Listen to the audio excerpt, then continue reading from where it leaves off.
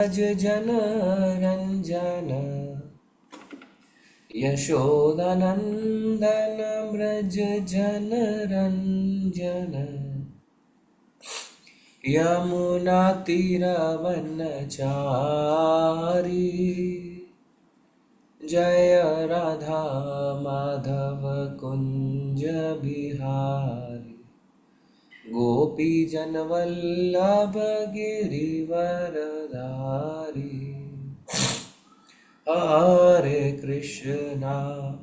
हरे कृष्णा कृष्णा कृष्णा हरे हरे हरे राम राम राम हरे हरे हरे कृष्णा कृष्णा कृष्णा हरे हरे हरे राम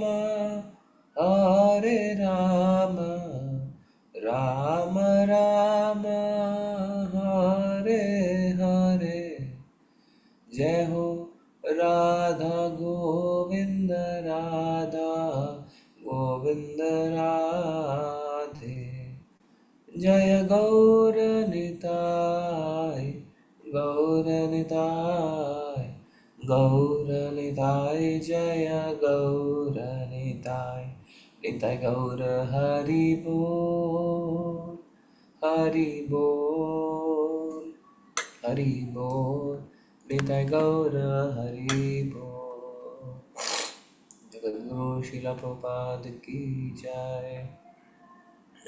फिर पे दोहराए ओम नमो भगवते वासुदेवाय।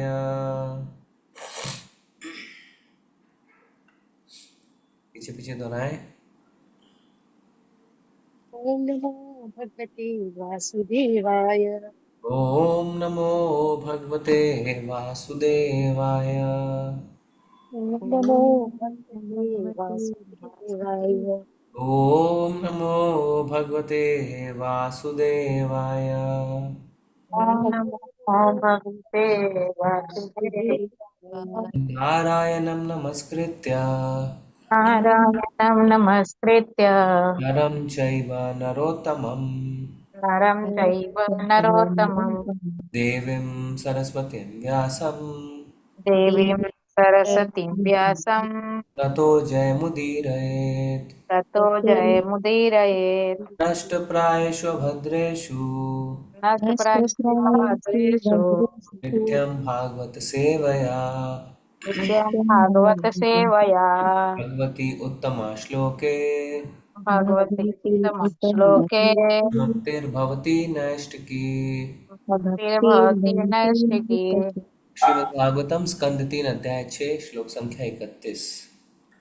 बाहुभयो अवर्तच्छत्रम् बाहुभयोऽवतच्छत्रम् बाहुभयो अवर्तच्छत्रम् बाहुभयोऽवतच्छत्रम् क्षत्रियस्तत् अनुवर्तः क्षत्रियस्तत् अनुवर्तः क्षत्रियस्तत् अनुव्रतः क्षत्रियस्तत् अनुव्रतः यो जातस्त्रायते वर्णान् यो जातस्त्रायते वर्णान् यो जातस्त्रायते वर्णान् यो जातस्त्रायते वर्णान् पौरुषः कण्टकक्षतात् पौरुषः कण्टकस्तथा पौरुषः कण्ठकक्षतात् पौरुषः कण्टकस्तथा बाहुभयो अवर्तशत्रम्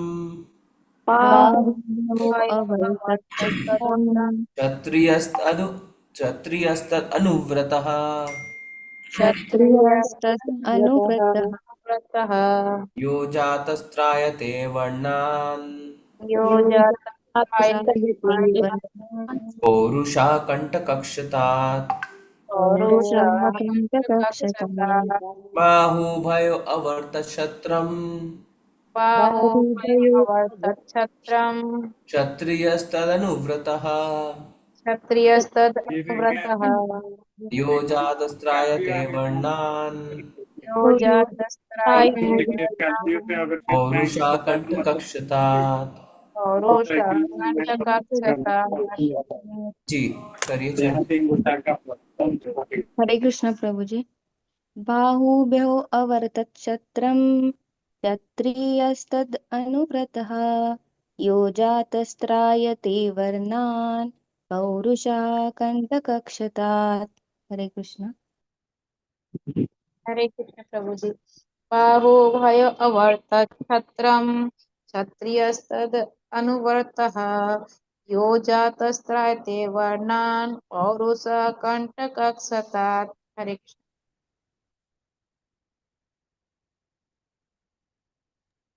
हरे कृष्ण प्रभु जी। बाहुभयो अवर्तक्षत्रम् क्षत्रियस्तदनुव्रतः यो जातस्त्रायते वर्णान् पौरुषः कण्टकक्षतात्। हरे कृष्ण।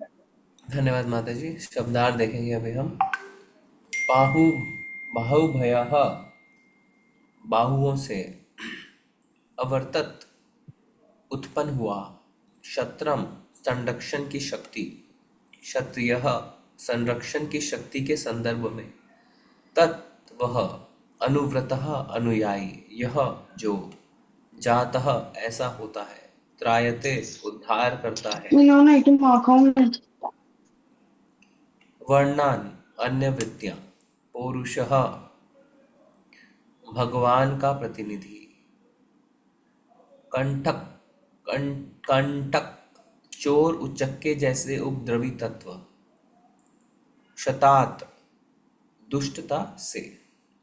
अनुवाद और तात्पर्य श्रील प्रभुपाद जी के द्वारा। श्रील प्रभुपाद जी की जय।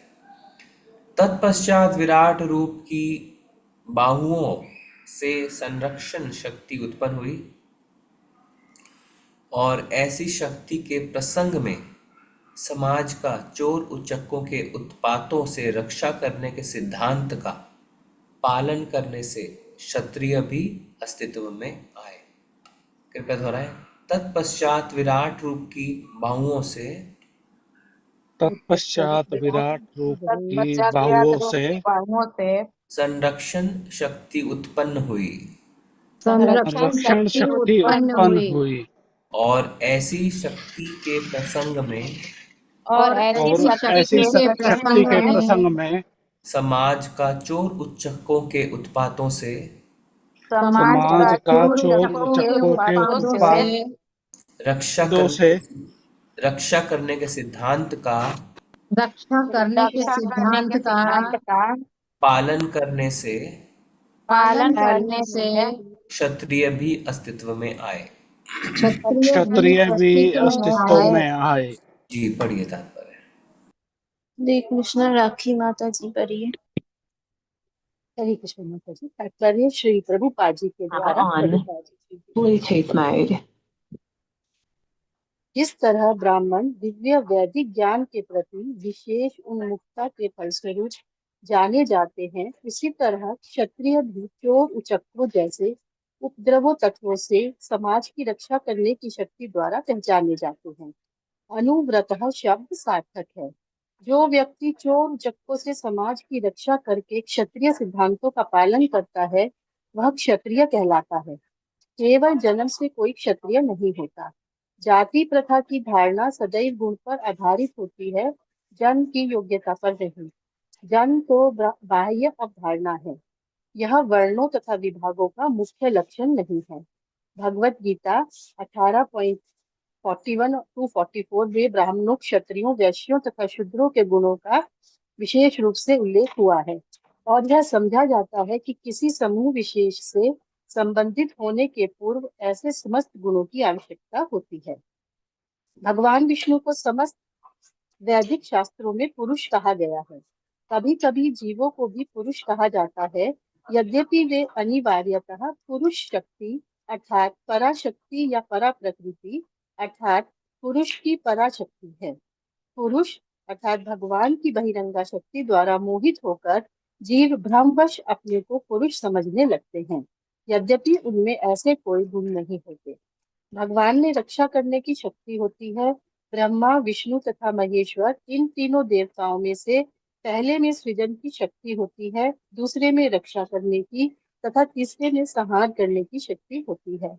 इस श्लोक में पुरुष शब्द सार्थक है, क्योंकि क्षत्रियों से आशा की जाती है कि वे प्रजाओं को अर्थात थल तथा जल में उत्पन्न हुए सबों को संरक्षण प्रदान करने में भगवान पुरुष का प्रतिनिधित्व करेंगे। अतएव संरक्षण मनुष्य तथा पशु दोनों ही के निमित्त है। आधुनिक समाज में प्रजा को चोर उचक्कों से सुरक्षित नहीं रखा जाता। आधुनिक प्रजातंत्र राज्य जिसमें जी क्षत्रियों माता को जी, थोड़ा बड़ा परपट है। जी धन्यवाद। नहीं माता जी, वहां पर ही चल रहा था उस पेज का लास्ट लाइन का एक लाइन ऊपर। हरे कृष्णा। रीता माता जी पढ़िए। आधुनिक समाज में वह हरे कृष्ण प्रभु माता शिल प्रभुपाद की जय।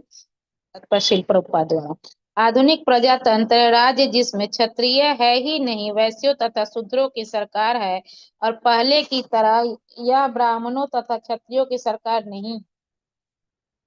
महाराज युधिष्ठिर तथा उनके पौत्र महाराज परीक्षित विशिष्ट प्रकार के क्षत्रिय राजा थे, क्योंकि उन्होंने सभी मनुष्यों तथा पशुओं सभी के संरक्षण प्रदान किया। तब साक्षात कली ने एक गाय का वध करना चाहा, तो महाराज परीक्षित तुरंत उस दुष्ट का वध करने के लिए सन्नद्ध हो गए और कली को अपने राज्य से बाहर निकाल दिया। यह एक पुरुष का अथवा भगवान विष्णु के प्रतिनिधि का लक्षण है। वैदिक सभ्यता के अनुसार योग्य क्षत्रिय राजा को श्री भगवान जैसा सम्मान प्रदान किया जाता है, क्योंकि वह प्रजा को संरक्षण प्रदान करके श्री भगवान का प्रतिनिधित्व करता है। आधुनिक निर्वाचित राज्याध्यक्ष चोरी के मामलों में भी संरक्षण नहीं दे पाते, अतएव मनुष्य को बीमा कंपनी का संरक्षण प्राप्त करना पड़ता है। आधुनिक मानव समाज की समस्या योग्य ब्राह्मणों तथा क्षत्रियों के अभाव एवं तथाकथित सामान्य मताधिकार द्वारा वैष्णवों तथा शूद्रों के अत्यधिक प्रभाव के कारण है। हरे कृष्ण प्रभु जी। हरे कृष्ण। धन्यवाद माता जी।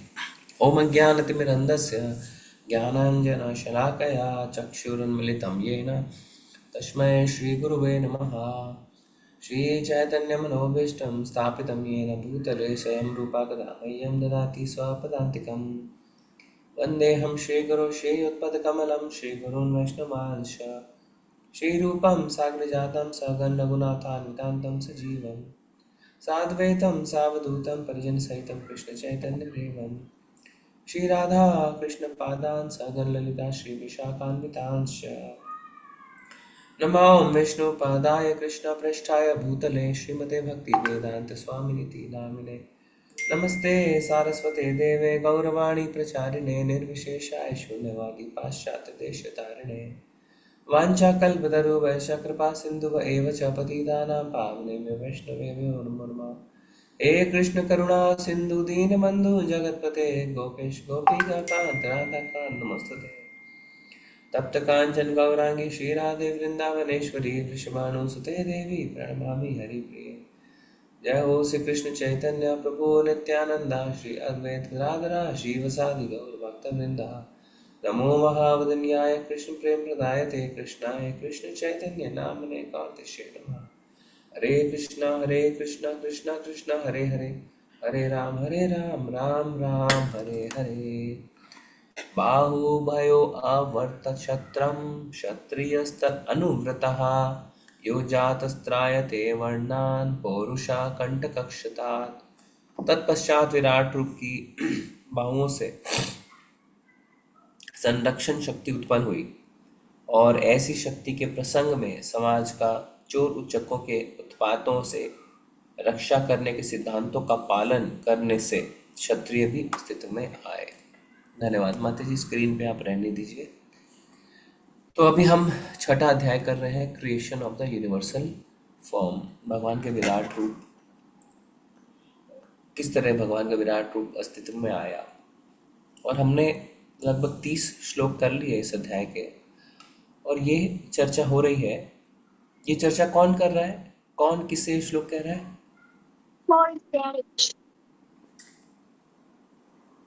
कौन किससे ये श्लोक कह रहा है बताइए?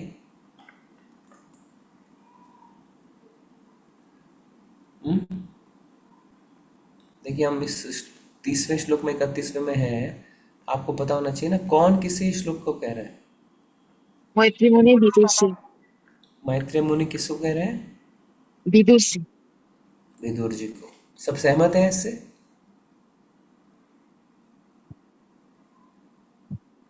सहमत है?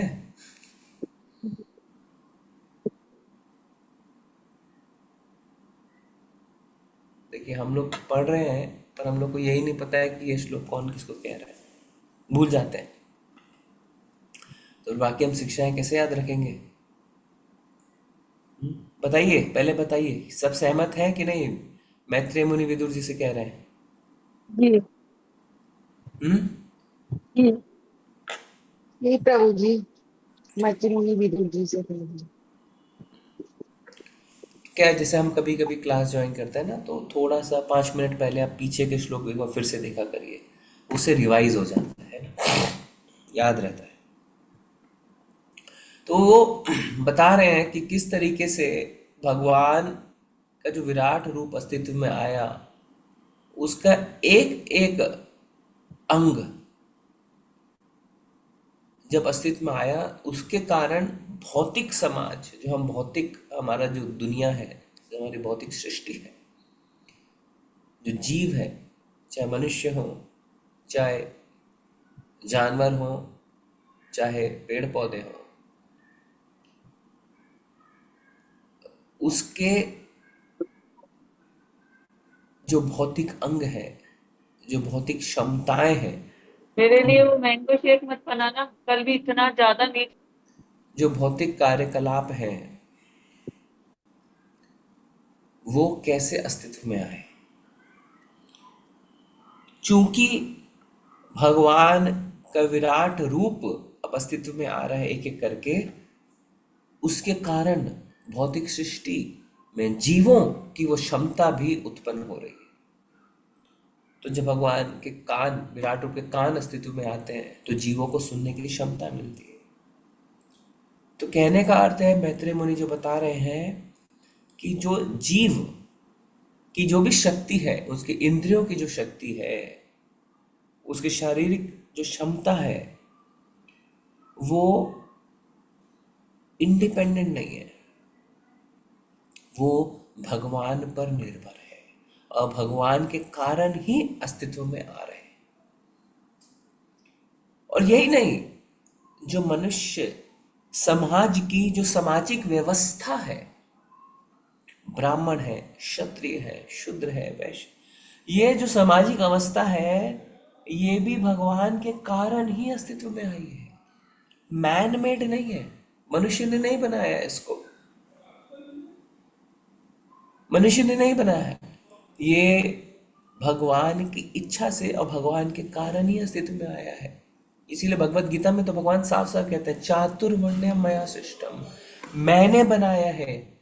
कई बार हमें लगता है कि मैन मेड सिविलाइजेशन, मनुष्य ने बना दिया है, मनुष्य के कारण ये सिस्टम बना, ऐसा नहीं है। राजा, प्रजा, कृषि, ब्राह्मण, क्षत्रिय, ये सब भगवान का बनाया गया सिस्टम है, हमने ये सिस्टम नहीं बनाया है। मनुष्य तो जो सिस्टम बनाता है वो फेलियर ही होता है हमेशा। क्यों फेलियर होता है?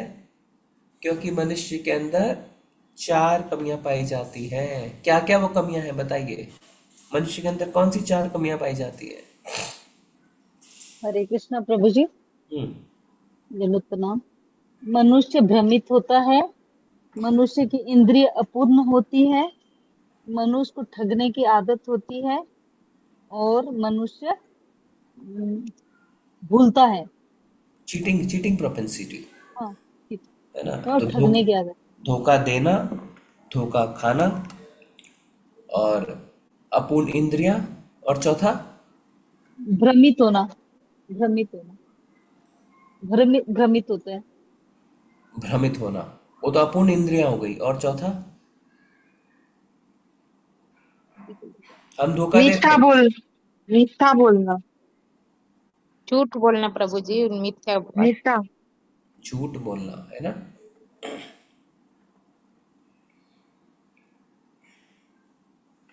तो हमारे अंदर ये जो कमियां पाई जाती हैं, इसके कारण मनुष्य कोई भी सिस्टम जो बनाता है वो फेलियर है, वो सक्सेस नहीं है। और भगवान के द्वारा जो बनाया गया सिस्टम है वो पूर्ण है। इस श्लोक में हम देख रहे हैं, माता जी नीचे करिए, कि मैत्रेय मुनि बता रहे हैं कि जो बाहुएं यानी जो मसल्स है, माता जी नीचे करिए, श्लोक में आइए, उसके कारण श्लोक में आइए, श्लोक में देखिए, तत्पश्चात विराट रूप की बाहुओं से संरक्षण शक्ति उत्पन्न हुई। तो भगवान के जो बाहु है, बाहुबली कहते हैं ना, बाहुओं से संरक्षण शक्ति उत्पन्न हुई। संरक्षण शक्ति, सिक्योर करना, सेफ्टी प्रदान करना। हम कहते हैं ना कि आहार निद्रा भय मैथुन, भय यानी अपनी रक्षा करना, समाज की रक्षा करना। क्षत्रियों का फर्ज है समाज की रक्षा करना। ये जो कॉन्सेप्ट है, ये जो शक्ति है, ये भगवान की बाहुओं से उत्पन्न हुई है। और इसी कारण क्षत्रिय अस्तित्व में आ गए। देखिए आप, क्षत्रिय अस्तित्व में इसीलिए आ गए, नहीं तो क्षत्रियों का कोई काम नहीं था। तो भगवान की बाहुएं हैं, उससे संरक्षण शक्ति उत्पन्न हुई, और उसको लागू कौन करेगा, कौन बचाएगा, तो उन्होंने क्षत्रियों को बना दिया। तो पूरा सामाजिक सिस्टम भगवान के कारण है। नहीं तो कोई कह सकता है ना कि ये जो राजा और प्रजा वाला जो सिस्टम है, ये तो करोड़ों साल पुराना है। अरे पर ये आया कैसे सिस्टम? ये सिस्टम अभी श्रीमद् भागवतम हमें बता रहे ऐसे आया, ये है सिस्टम। इसीलिए जो हम डेमोक्रेसी में रहते हैं, प्रोपा जी लिखते हैं, democracy is a failure, democracy is not a success. Success है राजा और प्रजा, ये है सक्सेस। और ब्रिटिशर्स के आने तक आप देखिए, हमारे पास राजा और प्रजा का ही कॉन्सेप्ट था। अलग अलग क्षेत्रों में राजा थे और उनकी प्रजा थी। सोने की चिड़िया कहलाता था भारत। फिर ब्रिटिशर्स आए, उन्होंने लूटा, फिर उसके बाद ये डेमोक्रेसी आई। उससे पहले राजा और प्रजा, और ये सिस्टम भगवान ने दिया है।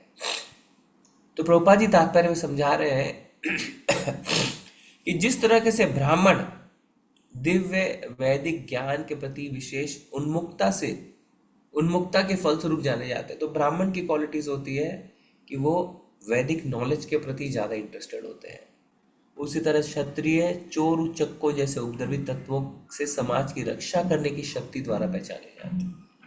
तो जो रक्षा करते हैं वो क्षत्रिय है। तो आज के परिप्रेक्ष्य में अगर हम देखें तो हम सरकार को एक तरीके से क्षत्रिय मान सकते हैं, क्योंकि सरकार क्या करती है, सपोज टू डू, सरकार का क्या करने का रहता है, सरकार को अपने जो सिटीजन है उनको रक्षा प्रदान करने को रहता है। पर वो रक्षा कर नहीं पा रहे, वो एक अलग चीज है। पर आज के परिप्रेक्ष्य में अगर हम देखें तो जो सरकार है वो क्षत्रिय है। अनुव्रतः शब्द सार्थक है, अनुव्रतः है ना, बाहु भयो अवर्तत क्षत्रम क्षत्रिय तद अनुवर्तः। अनुव्रतः, अनुव्रतः का अर्थ क्या होता है, अनुयायी। जो व्यक्ति चोर उच्चकों से समाज की रक्षा करके क्षत्रिय सिद्धांतों का पालन करता है वह क्षत्रिय कहलाता है। केवल जन्म से कोई क्षत्रिय नहीं होता। भगवान ने भी कहा है, क्या कहा है, चातुर्वर्ण्यमय सिस्टम गुण कर्मा विभागसा। गुण के हिसाब से, उसकी एक्टिविटीज के हिसाब से उसका वर्ण डिसाइड होता है। ऐसा नहीं कि क्षत्रिय का बेटा क्षत्रिय है पर वो दुपक के डर के मारे घर में बैठा हुआ है और समाज की रक्षा नहीं कर रहा, तो वो क्षत्रिय नहीं है। जैसे परशुराम जी है ना, परशुराम जी ब्राह्मण थे पर फिर भी उन्होंने क्षत्रिय के गुण दिखाए, उन्होंने सारे क्षत्रियों को मारा। तो अपने कर्तव्यों के हिसाब से, अपने एक्टिविटीज के हिसाब से, अपने गुणों के हिसाब से वो या तो ब्राह्मण, क्षत्रिय, वैश्य, शूद्र कहलाता है। इसीलिए जो प्रभुपाद जी ने मलेच्छों को, हिप्पियों को ब्राह्मण तक उठा दिया, उसे ब्राह्मण दीक्षा भी दे दी, तो कई लोगों को आपत्ति हुई कि ऐसा कैसे। पर प्रभुपाद जी ने कहा कि उनके जन्म के हिसाब से नहीं, उनके गुण के हिसाब से। प्रभुपाद जी चैलेंज करते थे, बीट माई डिसाइपल्स, आप मेरे जो शिष्य हैं उनको हरा के दिखाइए, क्योंकि उन्होंने ऐसी अच्छी ट्रेनिंग दे दी थी अपने सारे शिष्यों को कि वो ब्राह्मण की पदवी तक उठ गए थे। जाति प्रथा की धारणा सदैव गुण पर आधारित होती है। तो जाति प्रथा जो हम कहते हैं, अभी तो हम जाति प्रथा सुनते हैं ना, तो तुरंत लगता है जैसे कि कितना नेगेटिव कुछ हम सुन रहे हैं, क्योंकि इस तरीके से इस जाति प्रथा का प्रचार कर दिया है आधुनिक समाज ने कि इसे पूरा गलत ठहरा दिया है, पर वास्तव में गलत नहीं है। इसे गलत तरीके से लोगों ने समझ लिया है, और फिर इसके कारण ब्राह्मणों ने भी इसका फायदा उठाया है ना। उन्होंने गलत तरीके से इस चीज़ों को आगे बढ़ाया, इस कारण लोगों ने गलत नजरिए से देखा। पर वास्तव में जाति प्रथा बहुत सुंदर प्रथा है, जिसमें से लोगों की साइकोलॉजिकल नेचर के हिसाब से, उनके मनोवृत्ति के हिसाब से, उनके गुणों के हिसाब से उन्हें अलग अलग समाज के कार्य दिए जाते थे। तो जो सतोगुण में व्यक्ति है वो ब्राह्मण कहलाता था, जो रजोगुण में व्यक्ति है वो क्षत्रिय कहलाता था, जिसमें रजो और तमो दोनों है वो वैश्य कहलाता था, और जिसमें तमो है वो शूद्र कहलाता था। कभी ऐसा नहीं कहा कि ब्राह्मण का पुत्र हमेशा ब्राह्मण होगा या शूद्र का पुत्र हमेशा शूद्र है, नहीं। अगर शूद्र के गुण भी ऐसे हैं कि वो अच्छे से वैदिक शास्त्रों का पाठन पठन कर रहे हैं तो वो ब्राह्मण कहलाएंगे। तो जाति प्रथा की धारणा सदैव गुण पर आधारित होती है, गुणा कर्म विभाग से, जन्म की योग्यता पर नहीं, जन्म से नहीं होती है। अगर आज आप देखें तो जो भी जन्मजात ब्राह्मण है वो सारे गलत काम कर रहे हैं। कहने को तो वो जनेऊ भी पहने रहते हैं, पर फिर भी मांस मच्छी मीट इत्यादि खाएंगे, लोगों को ठगते हैं, लोगों से पैसा निकलवाते हैं, अलग अलग व्यापार में, अलग अलग नौकरियों में वो है ना। और उन्होंने कहा कि सारे गलत तौर तरीके अपना रखे हैं लोगों को लूटने के लिए, तो वो ब्राह्मण नहीं कहला सकते। इसी तरीके से कई शूद्र हैं, जैसे हिप्पी हैं, अब उन्होंने क्या किया है, उनको इतनी अच्छी ट्रेनिंग मिल गई है कि वो ब्राह्मण के गुण को दिखा रहे हैं, पठन पाठन इत्यादि करके भगवान की सेवा में लगे, तो ब्राह्मण कहला रहे हैं। सदैव गुण पर आधारित है, जन्म की योग्यता पर नहीं। जन्म तो बाह्य अवधारणा है, वह वर्णों तथा विभागों का मुख्य लक्षण नहीं है। तो हमारे 4 वर्ण हैं, 4 आश्रम है, वो सब गुणों पर आधारित है। भगवद गीता में ब्राह्मणों, क्षत्रियों, वैश्यों तथा शूद्रों के गुणों का विशेष रूप से उल्लेख हुआ है ना।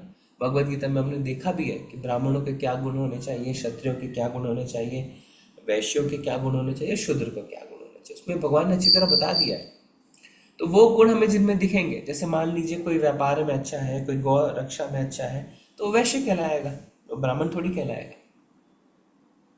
है ना। इसी तरीके से हम देख रहे हैं जो नौकरी कर रहे हैं, जो दूसरों की सेवा कर रहे हैं बाकी वर्णों की, वो शूद्र कहलाएगा।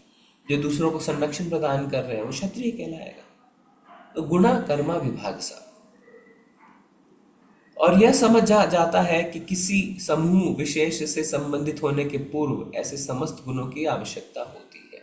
गुण के बिना आप अपने आप को सिर्फ जन्म के अधिकार पर कोई भी वर्ण या आश्रम का नहीं बता सकते। भगवान विष्णु को समस्त वैदिक शास्त्रों में पुरुष कहा गया है ना। जो पुरुष शब्द है वो सिर्फ भगवान को संबोधित करने के लिए है। भगवान ने भगवद गीता में खुद कहा है कि मैं ही परम पुरुष हूँ, मैं ही पुरुष हूँ। इसीलिए तो प्रकृति, हम क्या कहते हैं कि प्रकृति हमारी माता है, माँ है, और प्रकृति से ही हम सब आए हैं, हम जीव हैं। तो हमारे पिता कौन है? बच्चे पैदा होने के लिए तो माता और पिता दोनों की आवश्यकता है। तो पिता भगवान है। भगवान ही क्या करते हैं, प्रकृति को गर्भास्थ करते हैं, फिर जिसके कारण सारे जीव उत्पन्न होते हैं।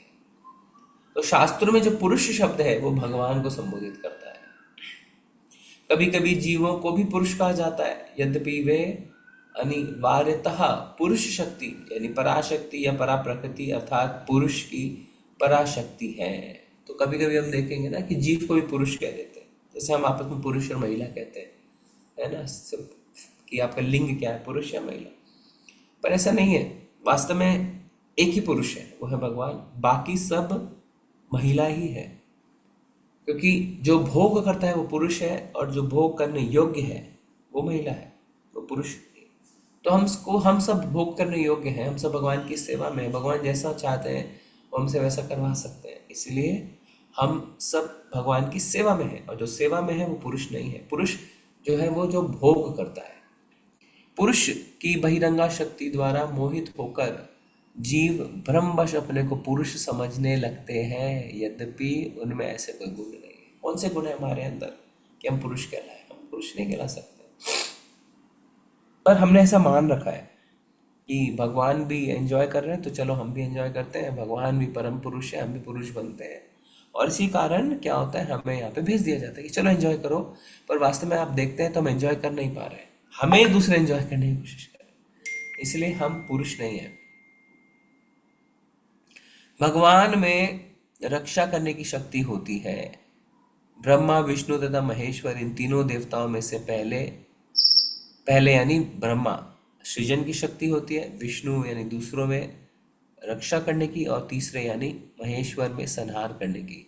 इस श्लोक में पुरुष शब्द सार्थक है, क्योंकि क्षत्रियों से आशा की जाती है कि वे प्रजाओं को अर्थात थल तथा जल में उत्पन्न हुए सबों को संरक्षण प्रदान करें। तो देखिए, जब हम कहते हैं कि राजा का कर्तव्य है प्रजा को रक्षा प्रदान करना, तो प्रजा का मतलब सिर्फ मनुष्य नहीं होता है। प्रजा मतलब कोई भी जो उसके राज्य में उसका आश्रय लेता है, जिसमें पुरुष के साथ साथ जानवर भी शामिल होते हैं। यानी मनुष्य के साथ साथ जानवर भी आते हैं। तो राजा का कर्तव्य है कि वो सबको संरक्षण प्रदान करे। क्या लिखा हुआ है? थल तथा जल में उत्पन्न हुए सबों को, जो भी है थल में कौन उत्पन्न होता है? जानवर भी उत्पन्न होते हैं, पेड़ पौधे भी उत्पन्न होते हैं, मनुष्य भी उत्पन्न होते हैं। और जल में जो भी जलचर है सबको संरक्षण प्रदान करना चाहिए। किसको? राजा को। ये भी एक बहुत बड़ा पॉइंट है कि हमें क्यों मांस भक्षण नहीं करना चाहिए, और क्यों किसी राजा को मांस भक्षण की परमिशन भी नहीं देनी चाहिए। क्योंकि मांस जिन जानवरों को हम खा रहे हैं वो जानवर भी राजा के संरक्षण में है। तो राजा पिता के समान है, और एक पिता कैसे बोल सकता है कि चलो तुम मेरे पुत्र हो, तुम मेरे दूसरे पुत्र को खा लो? क्या आप बताएं, आप सभी माता पिता हैं, क्या आप अपने एक बच्चे को दूसरे बच्चे को खाने की परमिशन देंगे? नहीं देंगे। तो फिर किस तरीके से एक राजा अपने संरक्षण में जो जानवर मौजूद है उनको खाने की अनुमति दे सकता है? नहीं दे सकता। पर ऐसा क्यों हो रहा है? क्योंकि राजा को अपने कर्तव्यों का बोध ही नहीं है कि वास्तव में जो जानवर हैं वो भी उनके संरक्षण में है। इस कर्तव्य का बोध ही नहीं। उनको तो लगता है कि सिर्फ जो मनुष्य है उन्हीं को मुझे रक्षा प्रदान करनी है। पर अगर आप देखें तो उनको भी वो ठीक से रक्षा प्रदान नहीं कर पा रहे, जो प्रभुपाद जी आगे बताएंगे। अतएव संरक्षण मनुष्य तथा पशु दोनों ही के निमित्त है। तो जब हम कुछ क्लासेस है ना ये बना रखे हैं, प्रभु जी ने कुछ प्रेजेंटेशन, उसमें बताते हैं कि मान लीजिए जैसे आप कोई जानवर को अपने घर में पाल रहे हैं ना, चाहे कुत्ता हो, बिल्ली हो, गाय हो, तो वो थोड़े समय के बाद पूरी तरीके से इस बात में विश्वास करते हैं कि वो आपके आश्रय में है, और जो आप उनके लिए करेंगे वो उचित करेंगे। शुरू में जब वो जानवर नए नए अपने घर में आते हैं तो वो थोड़ा डरते हैं, थोड़ा संकोच में रहते हैं, थोड़े आपकी ऊटपटांग हरकतों से डर जाते हैं, दूर भाग जाते हैं, है ना। शायद कुत्ता भौंके, गाय दूर भाग जाए, डर जाए। पर धीरे धीरे धीरे धीरे धीरे धीरे जब आप उस देखते हैं कि आप उसे रेगुलर खाना देते हैं, उसकी केयर करते हैं, उसे सहलाते हैं, तो वो आप पे पूर्णतः आश्रित हो जाता है कि हाँ ये जो करेगा वो ठीक करेगा मेरे लिए। तो किसी समय अगर आप उसे खाना देना भूल भी जाए या नहीं भी है तो आप पे क्रोधित नहीं होता है वो, है ना। वो आपकी ओर देखेगा आशा से। जैसे अभी मंदिर में गौशाला है, तो कभी मान लीजिए ऐसा हो गया कि है ना, आप कोई गाय आपको बार बार घूम के देख ही रही है, देख ही रही है, देख ही रही है, तो आप समझ जाते हैं इसको कुछ चाहिए मेरे से, है ना। फिर आप लेट्स कुछ खाना डालते हैं तो वो खाने लग जाती है, तो आप समझ, अच्छा ये भूखी थी, है ना, इसीलिए शायद मेरे वो देख रही थी कि मैं कुछ ला के इसको खिला दूँ। या आप उसे सहला दें, या वो आपके आगे आके सिर झुकाएगी, तो आप समझ जाएंगे इसे इसे सहलाना है, इसे, है ना, इसे आपके प्यार की आवश्यकता है। तो वो जो संबंध है वो बन जाता है आपके साथ, और दोनों जो है, यानी जो जानवर है वो कुछ बोल नहीं पा रहा है पर पूरी तरीके से आश्रित है। अब मान लीजिए आप अचानक एक दिन उस जानवर का गला काट देते हैं, तो सोचिए उस जानवर के हृदय में एक कितना बड़ा धक्का लगेगा।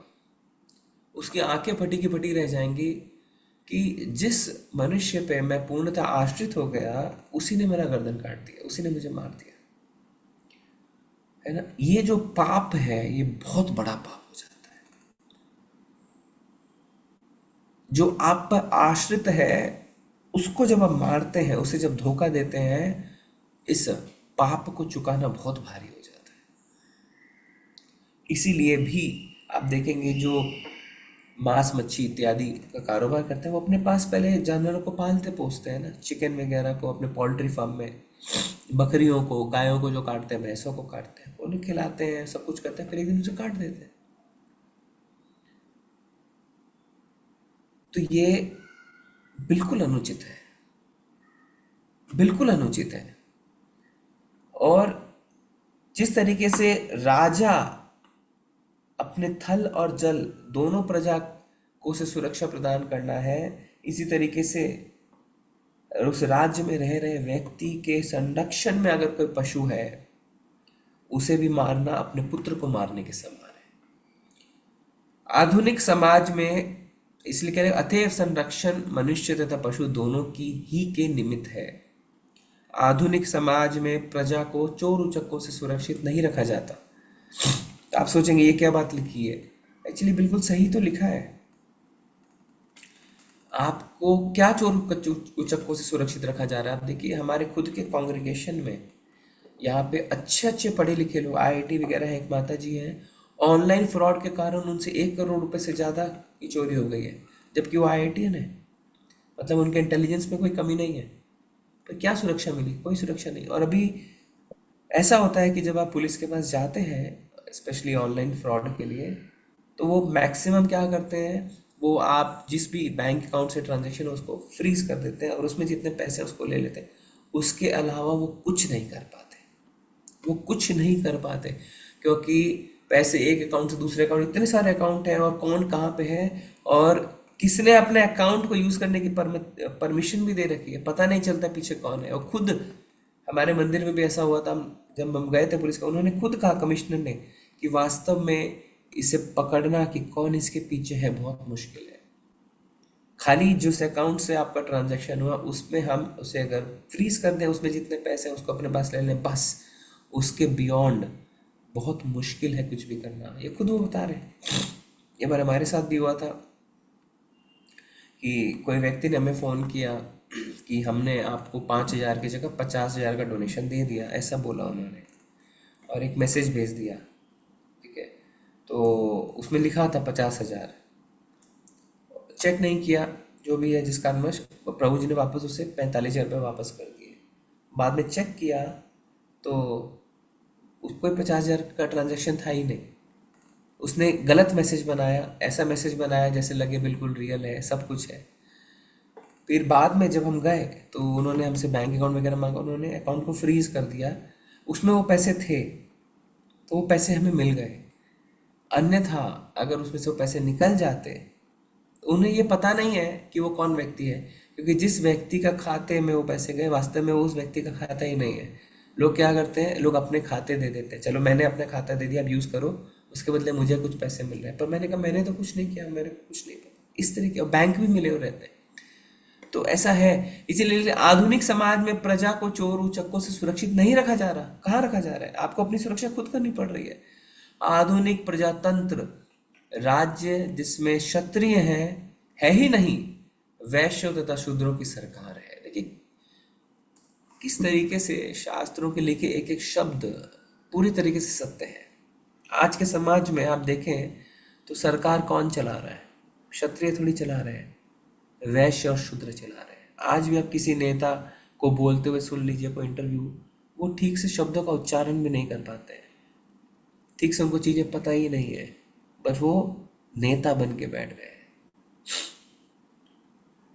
कौन सी क्वालिटीज है क्षत्रियों की उनके अंदर में? आज किसी दूसरे देश के साथ अगर युद्ध होता है तो वो तो कमरे में बैठे रहते हैं, सैनिकों को भेजते हैं।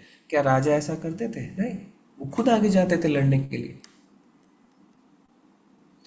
तो आज की सरकार वैश्य और शूद्रों की सरकार है, और पहले की तरह यह ब्राह्मणों तथा क्षत्रियों की सरकार नहीं है, और ये सच्चाई है। इसीलिए क्या है? इसीलिए समाज को सुरक्षा नहीं है।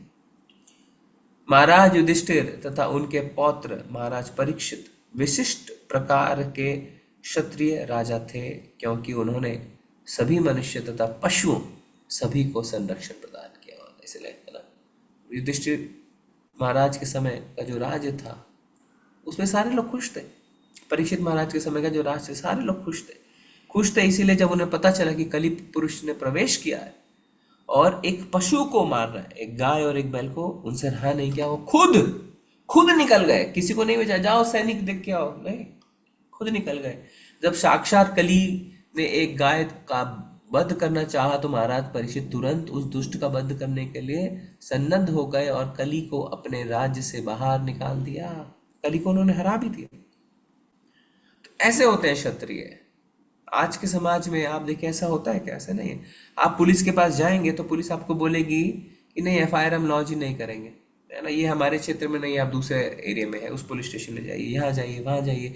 फिर आप कोर्ट के पास जाएंगे महीनों, फिर वो बोलेगी पुलिस को हाँ इनकी कंप्लेंट आप रजिस्टर कर लीजिए। ऐसा चल रहा है। तो कौन सा संरक्षण मिल रहा है समाज को? कोई संरक्षण वास्तव में मिल नहीं रहा है। जब साक्षात कली ने गाय का वध किया तो महाराज परीक्षित तुरंत उस दुष्ट का वध करने के लिए सन्नद्ध हुए, कली को बाहर भी निकाल दिया। यह एक पुरुष का अथवा भगवान विष्णु के प्रतिनिधि का लक्षण है। राजा को इसीलिए भगवान का प्रतिनिधि कहा जाता था। संरक्षण, भगवान संरक्षण प्रदान करते हैं। योग क्षेमम वहामयम भगवान कहते हैं भगवत गीता में। और जब राजा ऐसा करते थे तो राजा को भगवान का प्रतिनिधि माना जाता था। आज के राजा को भगवान का प्रतिनिधि नहीं मान सकते, क्योंकि वो आपको संरक्षण प्रदान नहीं करते। देखिए इसमें क्या होता है, ये जो सिद्धांत है हमारे शास्त्रों के, इसका गलत तरीके से लोग उपयोग कर रहे हैं।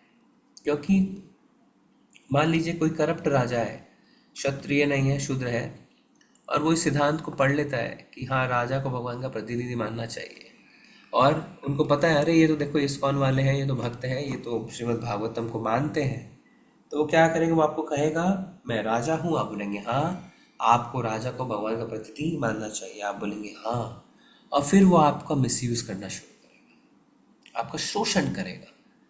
क्यों शोषण करेगा? क्योंकि आपने देखा श्रीमद् भागवतम में लिखा है राजा तो भगवान के प्रतिनिधि है, और ये तो राजा है, तो हमें तो इनकी बात माननी चाहिए, हमें तो इन्हें विष्णु का प्रतिनिधि मानना चाहिए, तो ये जो कहेंगे तो हमें फॉलो करना चाहिए। अब आपको वो शोषण करना शुरू करता है। क्यों? देखिए शास्त्र में लिखा है कि गुरु भगवान के समान है, साक्षात धरित्वेन समस्त शास्त्र, पर साथ में वही शास्त्र कह रहे हैं कि जब गुरु योग्य नहीं है तो उस गुरु का हमें त्याग कर देना चाहिए, है ना। यानी कहने का अर्थ यह है कि हमारी जो दृष्टिकोण है वो पूरी तरीके से क्लियर होनी चाहिए कि कौन योग्य है, कौन योग्य नहीं है। यहाँ पे लिख रहे हैं कि जो राजा अपनी प्रजा की रक्षा कर रहा है वो लक्षण उसे भगवान का प्रतिनिधि बनाता है। अगर वो ऐसा नहीं कर पा रहा है तो फिर आप उसे भगवान का प्रतिनिधि मानने की आवश्यकता नहीं है।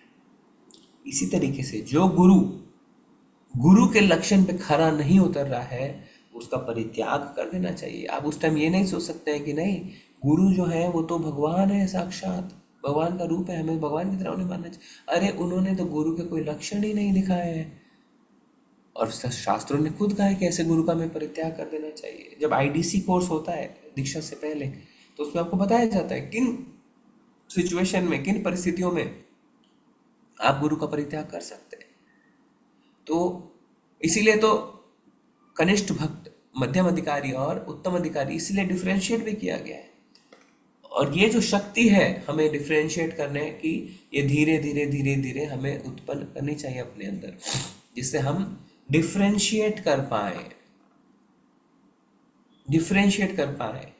कोई भी चीज में, जिससे लोग हमारा फायदा ना उठा पाए, शोषण ना कर पाए। अभी इस्कॉन में भी कुछ बहुत सीनियर डिवोटीज हैं जो इस बात को अपने लेक्चर में क्लियरली कहते हैं कि अगर कोई भी इस्कॉन में भी उच्च अधिकारी है, कोई भी हो, तो वो इस बात का लाभ ना उठा पाए कि हमें गुरु को भगवान के प्रतिनिधि के रूप में देखना चाहिए अगर वो गलत कार्य में लगा हुआ है।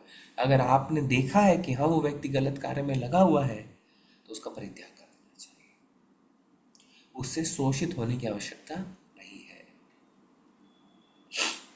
हाँ, अब इस बात पे आना कि कैसे हम फैसला ले पाए इस बात को, तो आप और भक्तों से डिस्कस कर सकते हैं, जो उनके और सीनियर है उनसे चर्चा कर सकते हैं, अपने सह भक्तों के साथ चर्चा कर सकते हैं और उनके पॉइंट ऑफ व्यू से भी डिसाइड कर सकते हैं। इसका अर्थ ये नहीं है कि आप किसी को गलत लाइट में लाके उसे बदनाम करें, नहीं, इसका अर्थ ये है आप अपने भक्ति जीवन को सुरक्षित कर रहे हैं और आप शोषित होने से बच रहे हैं।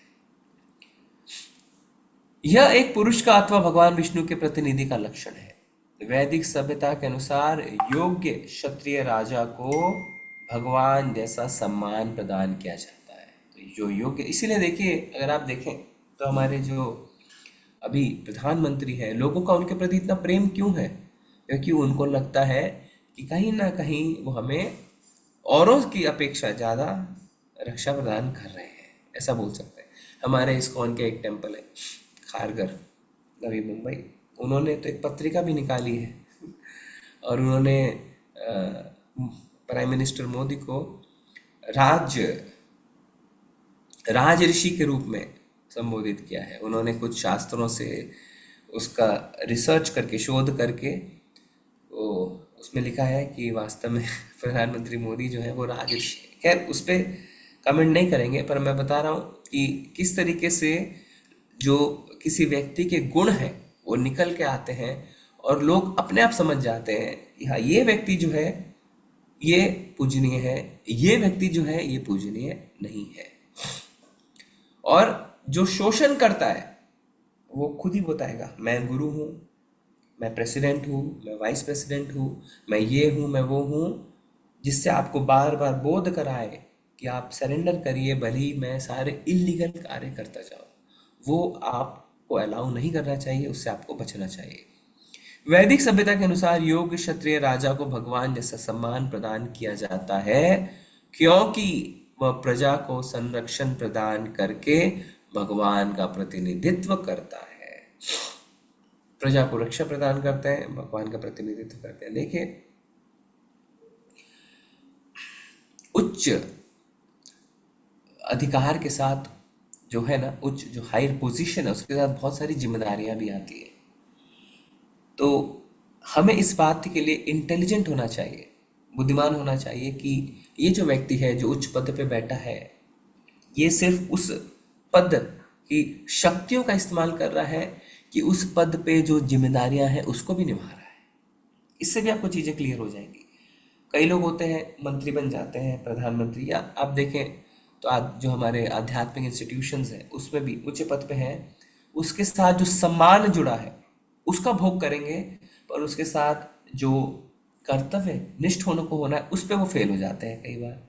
तो इन चीज़ों को आपको डिफ्रेंशिएट करना पता होना चाहिए। इसे कहते हैं पावर ऑफ डिफ्रेंशिएशन। डिफ्रेंशिएट करिए कि क्या सही है क्या गलत है, और अपने आप को उस चीज़ से दूर कर लीजिए जहाँ पे आपको लगता है चीज़ें ठीक नहीं हो रही है।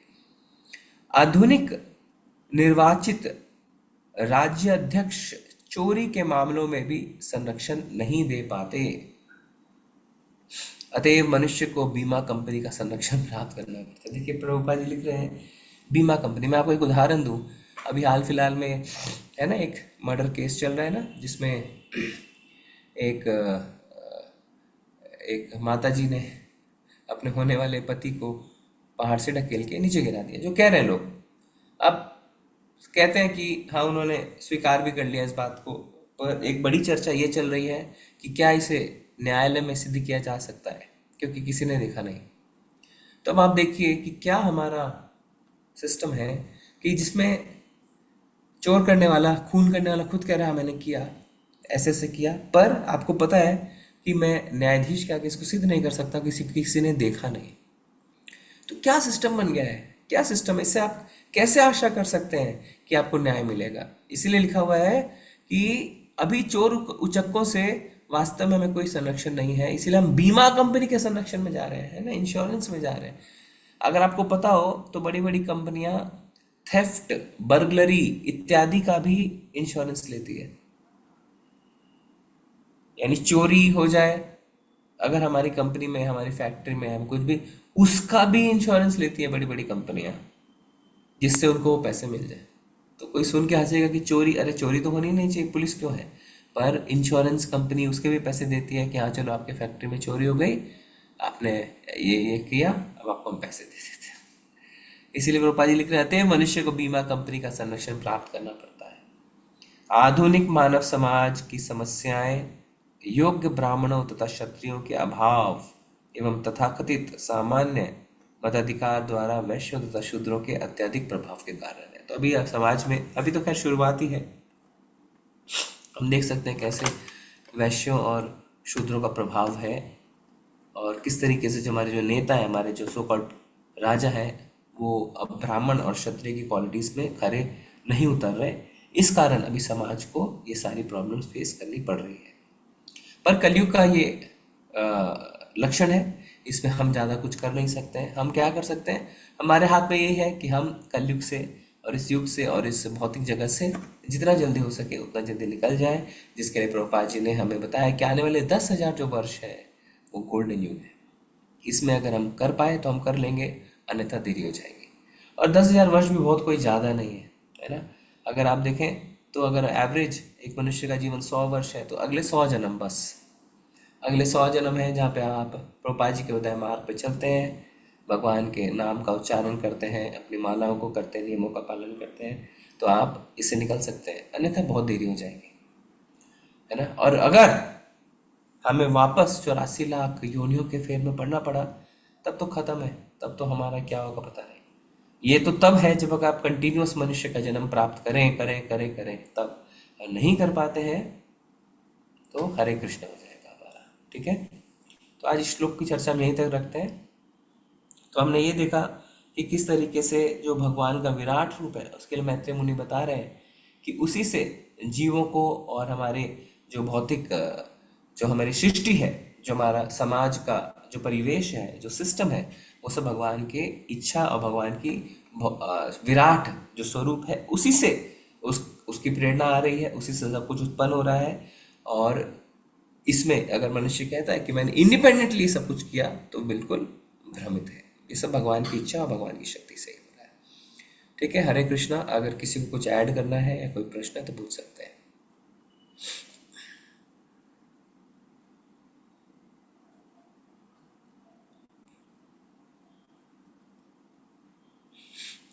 यस, शैलेश प्रभु हरे कृष्णा। आज जितेंद्र प्रभु भी आ रखे हैं। हरे कृष्ण जितेंद्र प्रभु जी। हरे कृष्णा प्रभु जी, धन्यवाद, प्रणाम प्रभु जी। थैंक हाँ, you so much for wonderful class प्रभु जी, थैंक यू। प्रभु जी कुछ इसमें ऐड करिए आप। अरे नहीं नहीं प्रभु जी, बहुत अच्छे से समझाया प्रभु जी। जो अभी का जो हाल है उसके प्रभुपाद ने बहुत अच्छा लिखा है, और आपने और इजी करके समझा दिया प्रभु जी, थैंक यू प्रभु। हरे कृष्णा। हरे कृष्णा। तो जितेंद्र प्रभु गुजराती टीम के हैं और अभी मंदिर भी गए थे प्रभु जी। वेरी नाइस, थैंक यू प्रभु। यस, और किसी को कुछ इसमें ऐड करना है तो कर सकते हैं। हरे कृष्ण प्रभु जी। यस माता जी। वो राजा शिकार क्यों करते थे फिर? पहले राजा शिकार के लिए क्यों जाते थे? उनको तो हाँ संरक्षण करना चाहिए हर एक। Very nice question. बोल रहे हैं राजा शिकार के लिए क्यों जाते थे, उनको तो संरक्षण करना चाहिए था। तो जितेंद्र प्रभु आप इसको आंसर करना चाहते हैं? हरे कृष्ण प्रभु जी। बताइए। थोड़ा मैं प्रभु जी प्रयत्न करता हूँ, फिर भी बताओ। आप उसमें ऐड कर सकते हैं प्रभु जी। प्रभुपाद ने एक जगह पे लिखा है, जो क्षत्रिय है उनको रक्षण करने की जिम्मेवारी होती है। तो क्षत्रिय भगवान को रिप्रेजेंट करते हैं और सब जीवों की रक्षा के लिए उसको एक ट्रेनिंग मिलनी चाहिए सबकी रक्षा करने के लिए। तो इसके लिए वो जंगल में जाते हैं और जैसे एक लाइक यज्ञ, जैसे हम यज्ञ करते हैं वैसे ही वो पशु का वध करते हैं और फिर उसका जो अंतिम संस्कार है वो करते हैं उस रीति रिवाज से। तो उसका भी उन्नति होता है, जो पशु का वध हुआ वो भी योनि से प्रोग्रेस कर जाते हैं और जो राजा है उनको ट्रेनिंग मिलती है। तो वो अपनी इंद्रिय तृप्ति के लिए वो पशु वध नहीं करते थे, पहले के जो राजा थे वो भगवान की प्रसन्नता के लिए उनको जो ट्रेनिंग चाहिए उसके लिए उनको ये जरूरी था रजोगुण के लिए, इसलिए प्रभु जी। फिर भी आप कुछ ऐड करिए प्रभु जी। थैंक नहीं, यू, हरे बिल्कुल परफेक्ट बताया प्रभु जी ने कि अगर आपको युद्ध के मैदान में लड़ना है ना, और इतने शक्तिशाली योद्धाओं से लड़ना है, तो ये क्या करते थे, खुद ही शेर के साथ लड़ने लग जाते थे पहले के राजा, और उनको मारते थे। आप देखिए, जैसे प्रभु जी ने कहा इंद्र तृप्ति के लिए नहीं है, कौन जाएगा इंद्र तृप्ति के साथ और शेर के लिए लड़ेगा? नहीं लड़ेगा ना। वो शेर को उसको मारना है, अन्यथा शेर उसको खा जाएगा उस राजा को। पर वो शेर को मार के अपने योग्यता, अपने बोले ना बाहु, अपने इसको प्रूफ करते थे। और फिर देखिए, अगर प्रभुपाद जी लिख रहे हैं और ये शास्त्रों का कथन है कि अपने राजा को भगवान का प्रतिनिधि मानना चाहिए, तो मैं क्यों मानूं? लक्षण होने चाहिए। तो जब यहाँ पे दिख रहा है हाँ हमारा राजा इतना शक्तिशाली है, उसने तो एक जंगल के खूंखार शेर को मार गिराया है, अब इनके संरक्षण में पूरी प्रजा सेफ है, तो आप कहेंगे आप पर हाँ ये हमारे राजा हैं और ये भगवान के प्रतिनिधि हम स्वीकार करते हैं। जैसे अभी जैसे मोदी जी का मानते हैं, तो उन्होंने पूरे विश्व में इस तरीके से चीज़ों को प्रस्तुत किया है, इस तरीके की चीज़ों का भारत के लिए स्टैंड लिया है, क्या बोलते हैं हाँ ये जो प्रधानमंत्री है हमारे, ये अन्यों की अपेक्षा हम इनको ज़्यादा सम्मान दे सकते हैं क्योंकि ये हमारे लिए कुछ कर रहे हैं। कैसे किया? लक्षण से, प्रूफ करके। तो इसी तरीके से हम जब राजा प्रूफ करते थे, जब शिकार में जाते थे और जानवरों को मारते थे, उनके साथ लड़ते थे कि हम सक्षम हैं और ये हमारी ट्रेनिंग भी है कि जब हमें युद्ध में आना पड़ेगा तो हम कर पाएंगे। और फिर क्या होता था, क्योंकि इंद्र तृप्ति के लिए नहीं था, तो इसीलिए योग्य ब्राह्मण जब उनकी जान जाती तो अंतिम संस्कार वगैरह होते थे और उनको उच्च योनियों के शरीर प्राप्त होते थे, उनका भी उसमें कल्याण होता था। ठीक है ना? जी जी प्रभु जी, धन्यवाद। पर सारे राजा ऐसे नहीं थे, अभी कुछ कुछ ऐसा भी करते थे कि वो अपने घर में टांग लेते थे। ठीक है, तो हर जगह है, पर आप राजाओं के लक्षण के हिसाब से डिसाइड करते हैं कि हमें उन्हें कैसा मान सम्मान देना है, उनको कैसा किस तरीके से उनको पावर टू डिफरेंशिएट, जो हमने कहा कि पावर टू डिफरेंशिएट। देखिए, शोषित नहीं होना आपको। हम भक्ति इसलिए नहीं कर रहे हैं कि हम पागलों की तरह शोषित हो जाए, ये कभी भी लक्ष्य नहीं है भक्ति का। भक्ति तो आपको बुद्धिमान बनाती है, विनम्र बनाती है। ऐसा भी नहीं कि किसी से आपको पर्सनल खुन्नस लेनी है, पर्सनल एलिमेंट, पर जहाँ आप समझ जाए कि व्यक्ति अयोग्य है, वो आपको इतनी बुद्धिमत्ता भगवान देते हैं कि आप अलग से साइड हो लें और निकल जाएं। ठीक है, शोषण लोग करते हैं हर जगह, हर तरीके के व्यक्ति आपको मिलेंगे और आपको सिद्धांत बताएंगे। जैसे बड़े बड़े बाबा जेल में क्यों बैठे हैं, है ना? कभी कभी करोड़ों की फॉलोइंग थी उनकी, क्योंकि उन्होंने शोषण किया और लोग समझ नहीं पाए कि वो शोषण कर रहे हैं। पर जब हम भक्ति करते हैं, भगवान का नाम लेते हैं, तो ददामि बुद्धि योगम, तब भगवान हमें बुद्धि प्रदान करते हैं जिससे हम ये समझ पाएँ कि हाँ ये व्यक्ति ठीक नहीं है, इनके लक्षण ठीक नहीं है, और ये हमने अन्य भक्तों से भी चर्चा करी है, हमें अलग हो जाना चाहिए, हमें कहीं और जाके क्या लेना चाहिए, सहारा। अब जैसे बड़े बड़े इस्कॉन में भी हम देखें ना, कई बड़े बड़े सन्यासी का भी फॉल डाउन हुआ, तो उन्होंने क्या किया, उन्होंने प्रभुपाद जी का आश्रय लिया। इसका अर्थ ये नहीं कि हम सब कुछ छोड़ दें, भक्ति छोड़ दें, नहीं। आश्रय, आपको इतनी बुद्धिमत्ता मिल जाती है कि हाँ ये भगवान के प्रतिनिधि नहीं है क्योंकि इनके लक्षण गलत है, तो हम क्या करेंगे, हम और अपने उच्च आचार्यों का आश्रय लेंगे। ठीक है, तो ये सिर्फ राजा के लिए नहीं, हर जगह जहाँ हम आश्रय लेते हैं वहाँ पे ये चीज़ें जो है वो हमें समझ के चलनी चाहिए। ठीक है ना? यस प्रभु, जितेंद्र प्रभु। हरे कृष्ण प्रभु जी, एक प्रश्न था, पूछ सकता हूँ प्रभु? यस प्रभु। प्रभु जी, यहाँ जो परपट में प्रभु जी सॉरी प्रभुपाद लिख रहे हैं कि बीमा कंपनियों के रक्षण में लोग जाते हैं अभी, तो प्रभु जी मेरा प्रश्न यह था कि क्या भक्त को इंश्योरेंस लेना चाहिए या फिर कृष्ण के ऊपर छोड़ देना चाहिए, जैसे टर्म प्लान लोग लेते हैं, मेरा आफ्टर डेथ के बाद जो पैसा मिलता है, टर्म प्लान या तो medical yes plan. Yes. Yes yes देखिए हरे प्रभु कृष्ण। जी, इसमें क्या है कि भक्त को प्रैक्टिकल होते हुए भक्ति करनी चाहिए। मतलब अभी आप देखें तो कई बार कोई अ, व्यक्ति बोलता है प्रभु जी मैं फुल टाइम इस्कॉन ज्वाइन करना चाहता हूँ, ब्रह्मचारी। बोले बहुत अच्छी बात है। तो आपके माँ बाप क्या करते हैं? बोले पिताजी तो हैंडीकैप्ड हैं, माता घर पे हैं, तो हम बेसिकली हमारे घर पे कोई इनकम का स्रोत नहीं है। अब इसमें दो तरीके के आपको जवाब मिलेंगे। कई भक्त कहते हैं कि हमने उनसे कहा कि आप जाइए, कुछ समय नौकरी करिए, कुछ पैसे जमा करिए, अपने मम्मी पापा के नाम पे एफडी करा के आ जाइए, जिससे उनको भी संरक्षण मिलता रहेगा और आप भी अपने भक्ति जीवन को आगे बढ़ाएंगे। दूसरा में कई डिवोटीज जवाब देते हैं कि हमने उनसे कहा आप पूरी तरीके से भगवान पे निर्भर रहिए और अपने माँ बाप की चिंता मत करिए, क्योंकि अगर आप अपना जीवन भगवान की ओर समर्पित करते हैं तो भगवान आपके माँ बाप की रक्षा करेंगे। तो दो सिचुएशन, एक ही सिचुएशन में दो जवाब। मतलब क्या हुआ? मतलब ये हुआ कि हम कितने डिग्री तक भगवान के संरक्षण में है, अपने आप को समर्पित कर पा रहे हैं, उसके हिसाब से हमारे जीवन के फैसले होते हैं। ये यथामम प्रपद्यन्ते थाम सत्य बजावः। अभी नव योगेंद्र महाराज से किसी ने प्रश्न पूछा कि महाराज इंडिया में तो ठीक है, बट फॉरेन में डिवोटीज जो हैं, जो ब्रह्मचारी हैं, उनके पास उनकी हेल्थ खराब होती है तो उनके पास अपने इलाज कराने के भी पैसे नहीं है, क्योंकि फॉरेन में ऐसे भी मेडिकल ट्रीटमेंट बहुत एक्सपेंसिव है। और इस्कॉन को हर एक डिवोटी को मेडिकल इंश्योरेंस देना चाहिए